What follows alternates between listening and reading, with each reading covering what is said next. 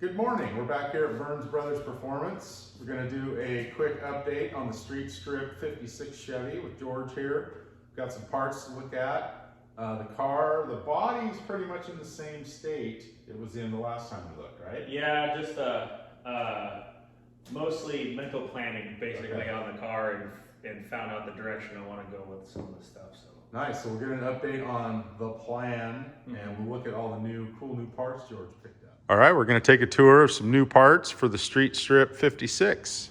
Tell us about it, George. all right, well, after getting it back from Salem Powder Coat, getting blasted, and looking at the floor pans and all that, the car had come with a bunch of patch panels, but after looking at the floor, it just made a lot more sense to replace the whole floor pan. I think we mentioned that in another video. That was a consideration, and definitely pulled the trigger on that. I actually ordered one floor pan, and because of a supplier issue, it didn't show up, so they canceled that order, and I found another one. This is actually a Golden Star floor pan. I've never replaced a full floor in one of these before, so I think it should be pretty straightforward though. Nice. And then the car did come with one outer rocker panel, so I bought the other side, so I have both outer rocker panels, and then the tail panel that goes in between the two quarters underneath the trunk lid. I got those panels. So that sheet metal's pretty much taken care of for the floor. The trunk is a little beat up, but it's not rusted out, so I think I'm just gonna run with that and put a mat over it for what we're doing with the car. It's not gonna be a show car, so I'm not too concerned about it. And then I do have a quarter panel patch panel that came with the car. I'm going to use that because that quarter panel's bunched up a little bit. And I did just source a discontinued patch panel for the back half of the quarter panel from Wes Meckel. He's going to hook me up with the patch panel that he had in his stash of parts, so that's pretty cool. I'm going to end up with that. That's the right rear corner. That'll be all new. Yeah. So the whole bottom half of the passenger quarter panel will all be new replacement. Driver's side is still good. So, and then I actually bought some parts. I bought the cross member and the transmission cross member and engine mounts from Performance Online, and then I got their disc brake brackets. I'm going to do it's a Chevelle style rotor on the factory spindle with metric calipers.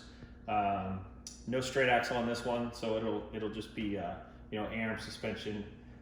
So that's kind of I had some pieces, so I just bought pieces instead of buying a kit. The motor mounts look like they're pretty good quality. These will move the engine forward 3/4 of an inch.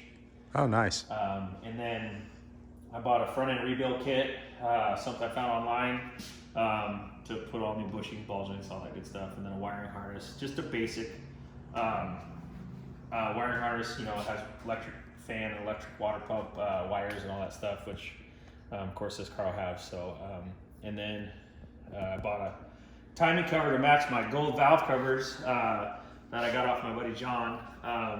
Kind of going with a little bit of a retro look on this thing. Kind of want to keep it true to its roots and in kind of old school a little bit. So gotta dress it up a little bit, kind of it's a little Moroso gold, mile it on. And then we went to the Woodburn Drag Strip swap meet last Saturday? Yep. Yeah. And first of all, it was a great swap meet. Hopefully they have it again next year, but I scored some really good parts for the build. Picked up a set of headers from our buddy Dan. Got a set of headers that he didn't use on his 57, and then I got this transmission pan from a buddy Dave Loney here. Yep. And then I got intake and carburetor. Pretty good price on everything, so I was really happy with that. Kind of keeping a little bit of a budget build on it. So yeah, the body itself, haven't done anything to. The doors, fenders, deck lid, and hood I'll probably be getting those here shortly, and I'll get those primered to match the rest, and then sealed, and then we'll kind of start doing the floor and then just put the car together. Really, I'm not going to get too carried away on the bodywork. So it should come together pretty fast. My goal for this car is to have it in Roseburg in July 2023. So Nice. that's my plan. And to help me reach that goal, I was going to build a kind of a stockish 454 with some forged pistons and all that stuff. And I came across the deal on this is actually a 482 right now, so it's a standard bore 454 block with a 4¼ inch stroke crank that I picked up. It needs to go 30, so it'll be a 482 when it's done. Excuse me, 489 when it's done. So I'm actually going to build this engine for my El Camino and take the top end off the El Camino, put it on this engine, and then so the short block that's in the El Camino right now, which is a 12.5 to 1 454 30 over.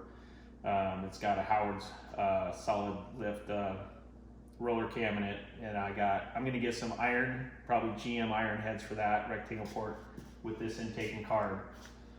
That engine will go in this car, so I'll probably have to, put a throttle stop in it or something, because Nikki's going to be driving it, and I want her to get, used to driving the car, because it'll definitely be a 10-second car at that point. But we'll back it off a little bit. So I will definitely be putting a roll bar or roll cage in this car for future upgrades and all that stuff, so it'll handle everything. But so yeah, that's the plan. It'll have like a, I don't know, 675, 700 horse 454 in it.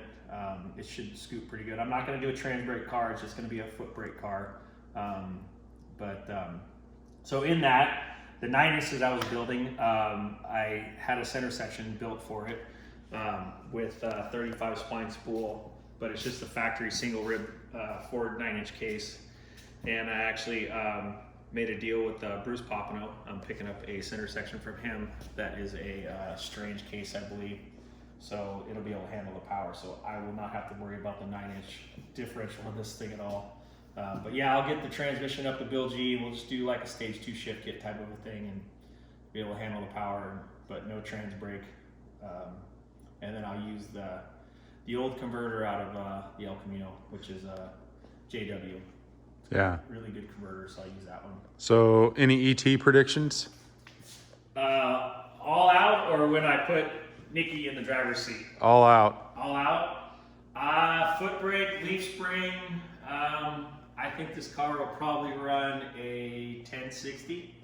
Nice. Like that. That's pretty good. Yeah. For street strip. Throw a degas on the window and go to Bakersfield with it. Hey, good idea. Kind of fun. Yeah. But yeah, no straight axles, A-arm suspension. I haven't decided yet on altitude of the car. If it's going to be low, high, nose up. We'll just have to see what the car wants when I go to put it together. So.